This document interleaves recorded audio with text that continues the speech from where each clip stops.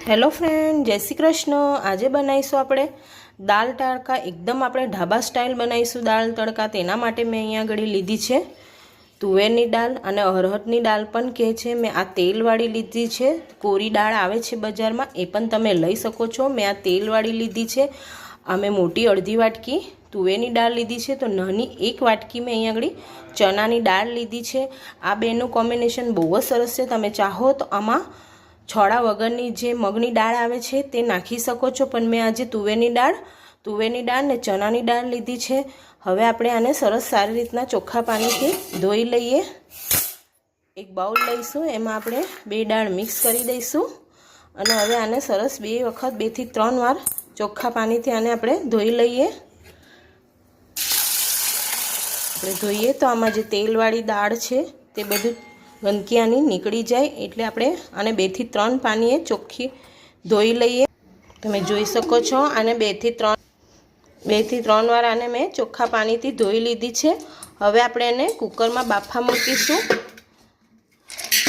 मैं कुकरमां बधी दाळने नाखी दीधी छे।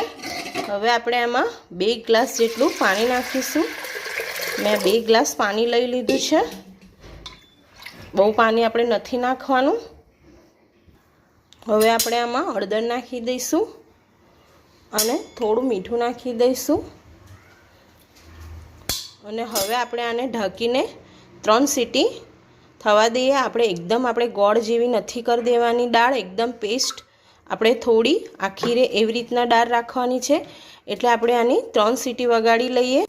मैं गैस फास्ट राख्यो छे अने आपणे कुकर मूकी दीधुं छे अने फास्ट गैस पर ज आपणे 3 सीटी वगाड़ी लेवानी छे।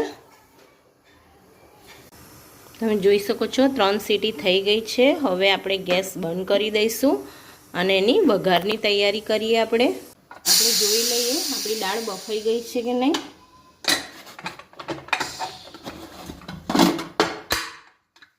તમે જોઈ શકો છો આપણી દાળ સરસ બફાઈ ગઈ છે। આ જ રીતના આપણાને દાળ જોઈએ છે દાળ ફ્રાય બનાવવા માટે। હવે આપણે આને વઘારવાનું સ્ટાર્ટ કરીએ।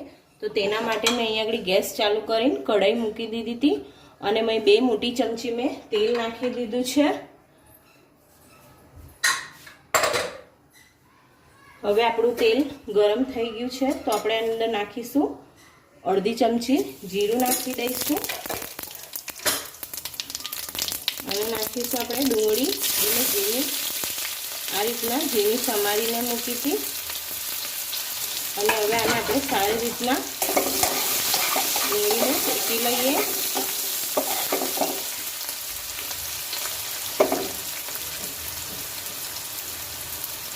મેં 1 ચમચી આદુ લસણનું પેસ્ટ લીધું છે।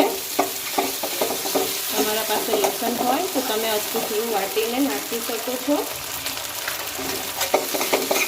હવે આપણે ડુંગળીને સારી રીતના સાંતળી લઈએ।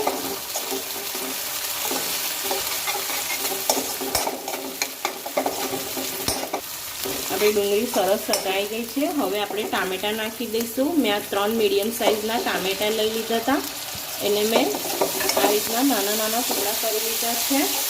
હવે આપણે આમાં મીઠું નાખી દઈશું, જેથી આપણા ટામેટા સરસ તૈયારીમાં ઓગળી જાય। થોડુંક જ મીઠું નાખીશું, કેમ કે આપણે દાળમાં પણ મીઠું નાખીશું, એટલે આપણે ટામેટા ઓગળી જાય એ પ્રમાણે આપણે થોડુંક જ મીઠું નાખવાનું છે। અને આને પણ આપણે 2 થી 3 મિનિટ સાંતળી લઈએ, જેથી આપણા ટામેટા જ્યાં સુધી ઓગળી ન જાય ત્યાં સુધીને। આપણા ટામેટા ઓગળી ગયા છે। હવે આપણે ગેસ ધીમો કરી દઈશું અને બીજા મસાલા નાખી દઈએ। મેં લીધું છે અહીં આગળ 1 ચમચી મરચું પાવડર, 1 ચમચી ધાણા જીરું પાવડર છે, થોડીક હળદર લઈ લઈશું, આપણે દાળમાં પણ નાખી હતી। અને હવે આને આપણે સરસ મિક્સ કરી દઈએ। मसालो बरी ना जाए એટલે આપણે થોડું 2-3 ચમચી જેટલું આપણે પાણી નાખીશું અને આને પણ સરસ સારી રીતના આપણે શેકી લઈએ। ગેસ આપણે ફાસ્ટ કરી દઈશું।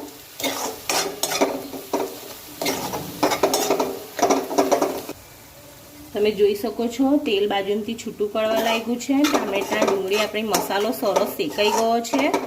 તમે ચાહો તો આમાં ટામેટાની ગ્રેવી કરીને પણ નાખી શકો છો। હવે આપણો મસાલો સરસ શેકાઈ ગયો છે. હવે આપણે જે બાફીને મૂકી હતી એ દાળ નાખી દઈશું.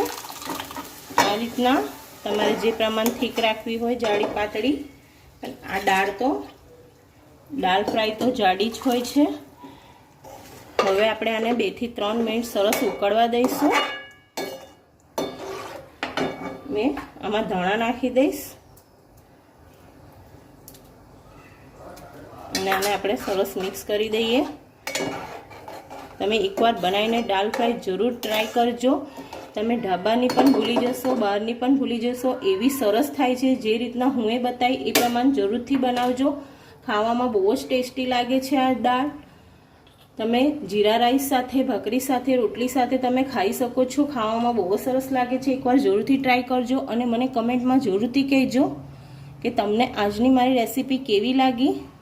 હવે આને આપણે 2 થી 3 મિનિટ સુધી આને ઉકળવા દઈએ. હવે આપણી દાળ ઉકળી ગઈ છે. હવે આપણે ગેસ બંધ કરી દઈશું અને આપણે આનામાં એક સરસ મજાનો તડકો આપી દઈએ. મેં અહીંયા આગળ એક વઘારિયું મૂકી દીધું છે અને ગેસ ચાલુ કરી દીધો છે. હવે આપણે ઘી નાખી દઈશું. 2 ચમચી આપણે ઘી નાખી દઈશું. આપણે ધાબા સ્ટાઇલ આપવા માટે એને આપણે સરસ આજે એક તડકો આલીશું. તો તમે આ જ રીતના બનાવજો દાળ ફ્રાય, તો તમને એકદમ સરસ લાગશે ખાવામાં. હવે આપણે જીરું નાખી દઈશું. મેં આમાં 1 ચમચી જીરું નાખી દીધું છે અને આ સૂકા લાલ મરચાં છે તે મેં 2 નાખી દીધા છે.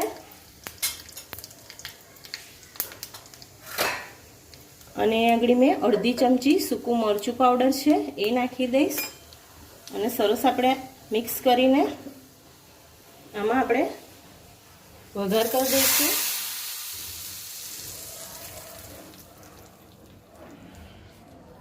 તમે આ રીતના બનાવીને એકવાર જરૂરથી ટ્રાય કરજો.